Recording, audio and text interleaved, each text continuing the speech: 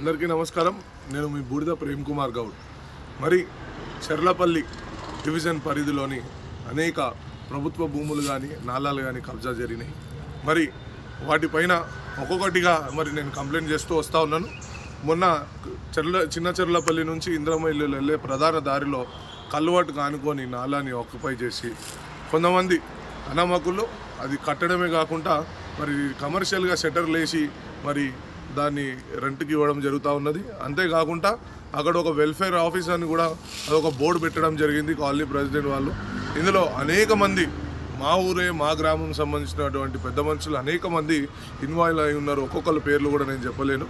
ఇంకా చాలామంది కూడా మా ఊర్లో ఉన్నటువంటి వివిధ రాజకీయ పార్టీలకు సంబంధించినటువంటి నాయకులందరూ కూడా మరి ఇక్కడ ప్రభుత్వ భూమి అనేది కూడా కబ్జా చేయడం జరిగింది.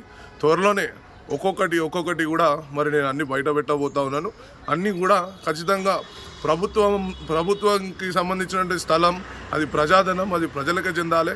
కాబట్టి ఇట్లా కబ్జా చేసినటువంటి ప్రతి ఒక్కరిపైన కూడా మేము కఠినంగా వాళ్ళపైన మేము పోరాడతాము. వాళ్ళందరినీ కూడా కఠినంగా కూడా శిక్షించాలని చెప్పేసి కూడా మేము పోరాడతాము. ఏంటంటే ప్రభుత్వ సొమ్ము, అది ప్రజల సొమ్ము, అది ప్రజలకే చెందాలి. మరి మొన్న మేము మంత్రి సీతక్క గారి దగ్గరికి వెళ్తే వాళ్ళు చాలా సానుకూలంగా స్పందించి మరి ఇరిగేషన్ డిపార్ట్మెంట్నే కానివ్వండి, రెవెన్యూ డిపార్ట్మెంట్ వారినే కానివ్వండి, మరి వాళ్ళందరినీ కూడా పంపించి దానిపైన సుదీర్ఘంగా విచారణ జరిపించి మరి బఫర్ జోన్లో ఎక్కడి వరకు వస్తుందో దాన్ని ఖచ్చితంగా మార్కింగ్ చేసి మరి డెమాలిష్ చేస్తామని చెప్పేసి కూడా అధికారులు మాకు చెప్పడం జరిగింది.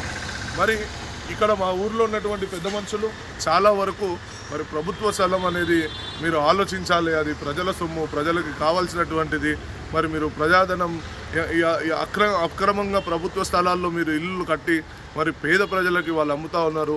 ఇవాళ నేను కంప్లైంట్ చేస్తున్నా, రేపు నాలంటోడు ఇంకోటి వచ్చి కంప్లైంట్ చేసినా కానీ మీరు లక్షలాది రూపాయలు పేద ప్రజల దగ్గర వాళ్ళకి అమ్ముకుంటే డెమాలిష్ అయ్యేది. తర్వాత ఇంకోరైనా కంప్లైంట్ చేసినా కానీ దాన్ని కూల్చేస్తే మరి అక్కడ మరి నష్టపోయేది పేద ప్రజలే. కాబట్టి దయచేసి మీరందరూ కూడా ఆలోచించాలి. దయచేసి మన ఊర్లో ఉన్నటువంటి ప్రభుత్వ భూములను, నాలను కూడా మనం కాపాడుకుందామని చెప్పేసి కూడా మీకు తెలియజేస్తా ఉన్నాను. మరీ ముఖ్యంగా ఇంకో మాట చెప్తా ఉన్నాను. ఈ నాలాకి అనుకొని వాళ్ళు ఎవరైనా ఉండని, అందులో అధికార పార్టీ వాళ్ళు ఉండని, నేను అధికార పార్టీకి సంబంధించినటువంటి విద్యార్థి నాయకుడిని, మరి ఏ పార్టీ వాళ్ళు ఉండని, మరి అక్కడ రాకపోకలు బంద్ అవుతాయి, అక్కడ నీళ్లు నిండుతూ ఉంటాయి.